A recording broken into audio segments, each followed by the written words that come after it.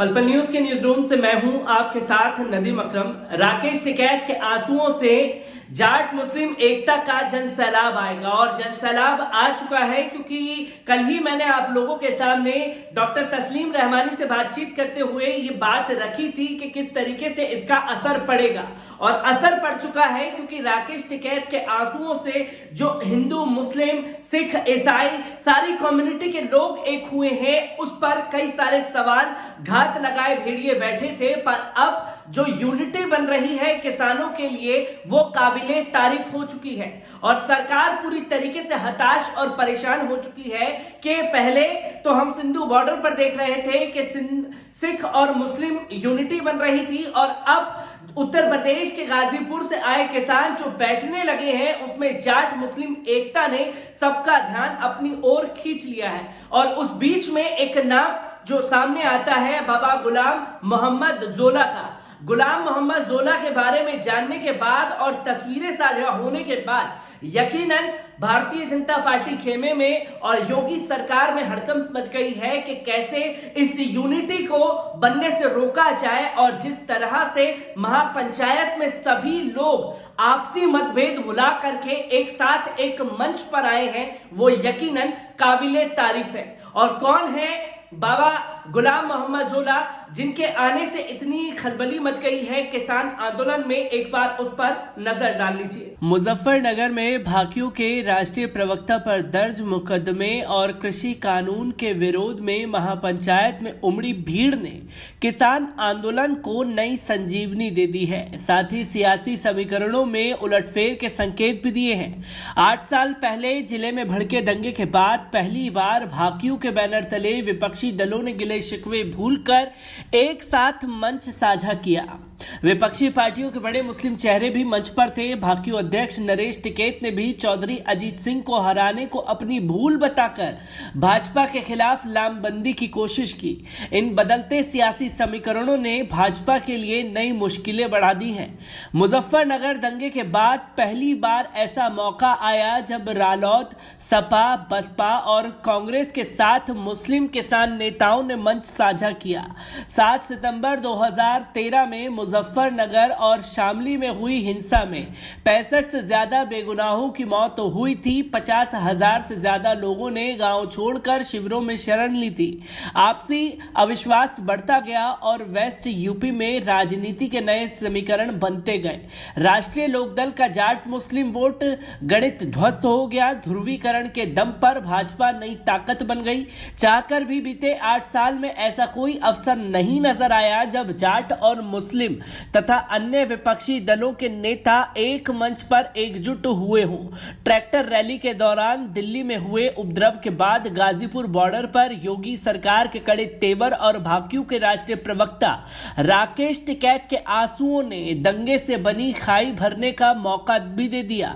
महापंचायत के पूर्व सांसद अमीर आलम और उनके बेटे पूर्व विधायक नवाजिश आलम पहुंचे।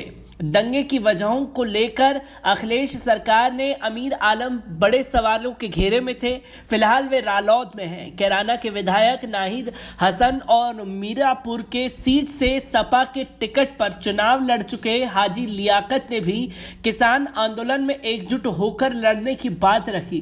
भाकियू सुप्रीमो चौधरी महेंद्र सिंह टिकैत के खास रहे गुलाम मोहम्मद जोला दंगे के उपरांत पूरी तरह मुस्लिम किसान राजनीति तक सिमट गए। वे भी भाकियों के मंच पर आए और बोले कि गलतियां दोनों तरफ से हुई। पहली गलती जाट और मुस्लिमों में हिंसा हुई और दूसरी गलती रालौद मुखिया चौधरी अजीत सिंह को लोकसभा चुनाव में हराना साबित हुई।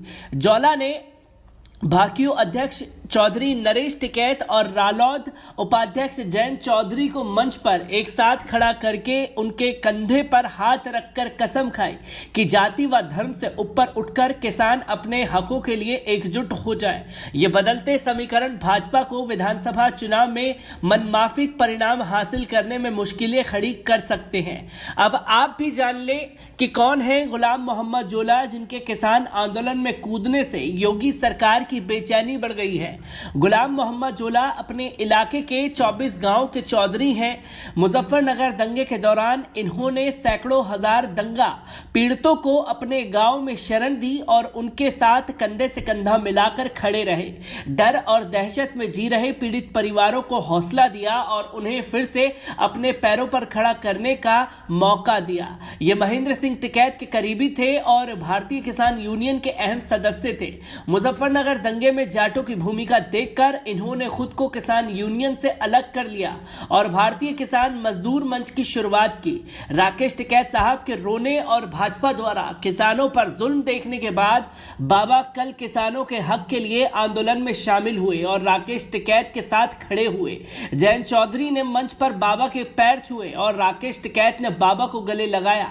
ये वक्त की जरूरत है। आज अपने आपसी मतभेदों को भुलाकर सबको देश के लिए एक साथ खड़ा होने की जरूरत है। अगर आप किसानों को नहीं बचा सके तो कल आपके पास बचने को कुछ नहीं होगा। हो सकता है इससे ही हिंदू मुस्लिम भाईचारे की नींव मजबूत हो जाए। मैं बाबा गुलाम मोहम्मद जोला के फैसले की सराहना करता हूं। अल्लाह इन्हें हिम्मत दे और सलामत रखे। तो दोस्तों, आपने देखा कि किसान यूनियन से पहले जुड़े हुए थे गुलाम मोहम्मद जोला और मुजफ्फरनगर दंगे के दौरान उन्होंने खुद को अलग कर लिया था। उनके अलग होने के बाद उन्होंने मजदूरों के लिए काम करना ज्यादा जरूरी समझा और दंगे में जो लोग पूरी तरीके से उभर नहीं पा रहे थे उनको उभारने में भी उन्होंने मदद की, हर चीज से मदद पहुंचा करके। और जब देखा कि परसों यहां योगी सरकार की और दिल्ली पुलिस की बदमाशी बढ़ रही है, राकेश टिकैत को चारों तरफ से घेर लिया गया है और राकेश टिकैत के जो आंसू छलके उससे किसान यूनिट जो एक हुई और उसमें भी सबसे बड़ी बात यह निकल करके आई कि सभी ने जात धर्म मजहब से ऊपर उठ करके किसानों के इस आंदोलन में एक साथ आना जरूरी समझा। और जब ये तस्वीरें बाहर आई तो यकीनन भारतीय जनता पार्टी की जड़ें हिल चुकी हैं और बाबा गुलाम मोहम्मद जोला की तस्वीरें जो सामने आई उससे यकीनन खलबली मची है। और खलबली इसलिए भी मची है क्योंकि हम लगातार देख रहे थे कि राकेश टिकैत जब आंदोलन कर रहे थे तो कुछ सोशल मीडिया पर लोग लगातार ये बातें कह रहे थे कि उन्होंने भाजपा को जिताने में मदद की, CNRC के खिलाफ वो मुसलमानों का विरोध कर रहे थे, मुसलमानों के लिए ये अपशब्दों का इस्तेमाल कर रहे थे। पर मौजूदा वक्त को देखते हुए जो हालात बन रहे हैं उसमें एक साथ आना ज्यादा जरूरी तमाम राजनेताओं ने समझा है, तमाम बुद्धिजीवियों ने समझा है। और अभी वक्त है कि किसान आंदोलन में हमें और आपको जुड़ करके एक साथ सरकार के खिलाफ आवाज उठानी पड़ेगी। और सरकार जो मनमाने रवैये से हर किसी को कुचल देना चाहती है उसमें आज किसान है तो कल हम और आप भी हो सकते हैं। और ये कदम यकीनन बेहतरीन है और जो उत्तर प्रदेश से तस्वीर निकल करके आई है उससे योगी सरकार की बेचैनी जरूर बढ़ गई है। मैं उत्तर प्रदेश और किसान आंदोलन से जुड़ी हर एक अपडेट आप लोगों के साथ साझा करता रहूंगा। दीजिए इजाजत, शुक्रिया।